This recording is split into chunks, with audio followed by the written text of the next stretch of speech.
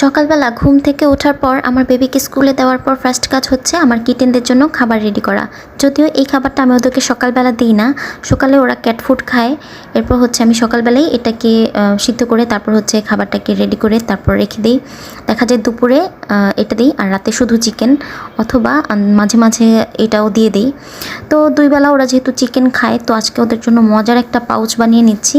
তো ফার্স্টে আমি হচ্ছে এখানে চিকেন ব্রেস্ট পিসগুলোকে ব্লেন্ড করে তার সাথে আলু আর মিষ্টি কুমড়া দিয়ে একসাথে ভালো করে ব্লেন্ড করে নিব। আর এই পাউচটা না ওরা খুব মজা নিয়ে খায়। বিভিন্ন অনলাইনে পেজগুলোতে দেখবে যে বিড়ালের খাবার সেল করে, এরকম ওয়েট ফুড বা পাউচ সেল করে। তো আসলে অনলাইন থেকে এগুলো না কিনে নিজে বানিয়ে নেওয়াই ভালো, কারণ আমি আমার বিড়ালের চাহিদা অনুযায়ী এখানে চিকেন অ্যাড করেছি। তো তুমি তো জানবা না যে কতটুকু পরিমাণ তারা চিকেন দিল বা কোনো খাবার দিয়ে বা কোনো ফ্লেভার দিয়ে ওরা বানিয়ে নেয় কি না, আমার কোনো আইডিয়া নাই। এই জন্য মূলত আমি সবসময় চেষ্টা করি বাসায় নিজের হাতে বানানোর। তো দেখো আমার বিল্লুগুলো খুব মজা নিয়ে খাচ্ছে, আর ওদের এই খাওয়ার দৃশ্যটা দেখলে না আমার খুব তৃপ্তি লাগে। সো এই ছিল আমার আজকের ব্লগ। কেমন লাগলো জানিও। সবাই ভালো থেকো। আল্লাহ হাফেজ।